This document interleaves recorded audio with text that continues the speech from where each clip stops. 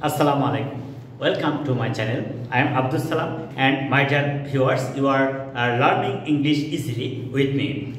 Today I am going to make this video especially for those learners who want to learn how to speak in a simple and systematic way. That is how to make a sentence by using verb plus extension. চমৎকার একটা কথা যে শুধুমাত্র verb এবং extension মিলেই কি একটা sentence তৈরি করা সম্ভব? হ্যাঁ, সম্ভব, খুবই সম্ভব। যেমন কাম হিয়ার, এখানে এসো, এখানে এসো। কাম হিয়ার, এখানে এসো।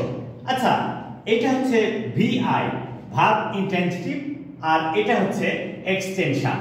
তাহলে শুধুমাত্র দুইটা ওয়ার্ড ভার্ব এবং এক্সটেনশন মিলে কত চমৎকার ভাবে সেন্টেন্স তৈরি করা যায় সেটা নিয়ে আজকে আমরা কাজ করছি। গো দেয়ার, সেখানে যাও, সেখানে যাও। গো টু মার্কেট,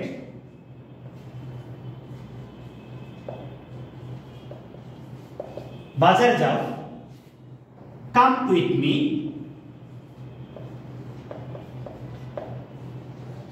আমার সাথে এসো। কাম উইথ মি, আমার সাথে এসো।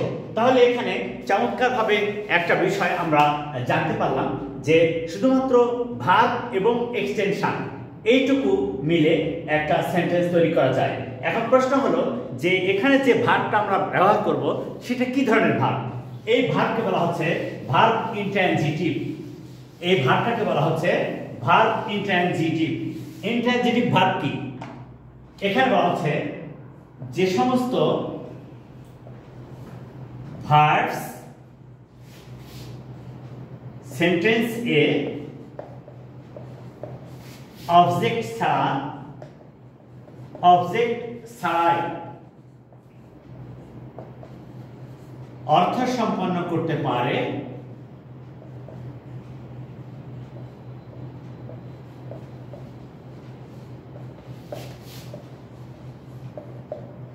তাদেরকে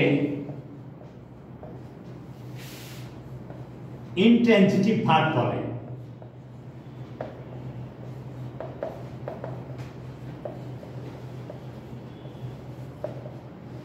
এখন প্রশ্ন হলো যে এটা যে ইন্ট্রানজিটিভ ভার্ব আমি বুঝবো কিভাবে? প্রমাণ,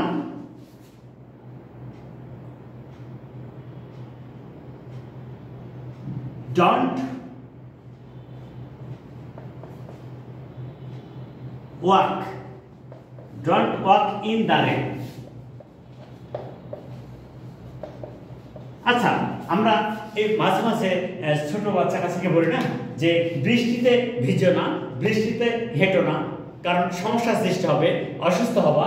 এই যে ওয়াক, ওয়াক এটা হচ্ছে verb intransitive, in the rain এটা হচ্ছে এক্সটেনশন। এখন প্রশ্ন হলো যে যে সমস্ত ভার্বস সেন্টেন্সে অবজেক্ট ছাড়াই অর্থ সম্পন্ন করতে পারে তাদেরকে ইন্ট্রানজিটিভ ভার্ব বলে। আর অবজেক্ট আর এক্সটেনশনের মধ্যে পার্থক্যটা কি? আমরা এখানে যেটা দেখব যে যদি সেন্টেন্সে কোথায়, কখন, কিভাবে এই কয়টা ওয়ার্ড দ্বারা প্রশ্ন করা যায়। when,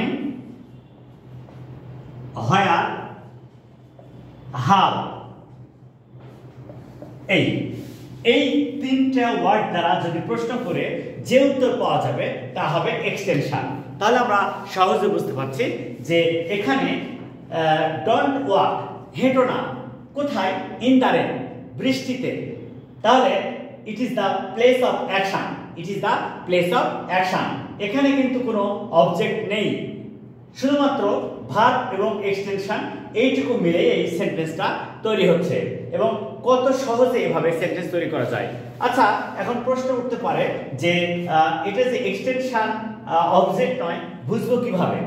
হ্যাঁ, সেক্ষেত্রে সহজ কিছু ব্যাপার আছে যে কিছু ভার্ব আছে যারা অবজেক্ট ছাড়া অর্থ সম্পন্ন করতে পারে না। যেমন আমরা এখন প্রমাণ করি সেটা যে ব্রিং আচ্ছা ব্রিং নিয়ে এসো, আচ্ছা কি নিয়ে আসবে? এখানে ব্রিং আ বুক, এইটা হচ্ছে অবজেক্ট। ব্রিং আ বুক, এই ব্রিংটা হচ্ছে ভার্ব ট্রানজিটিভ, আর এই ব্রিং আ বুক এটা হচ্ছে অবজেক্ট। এটা কি?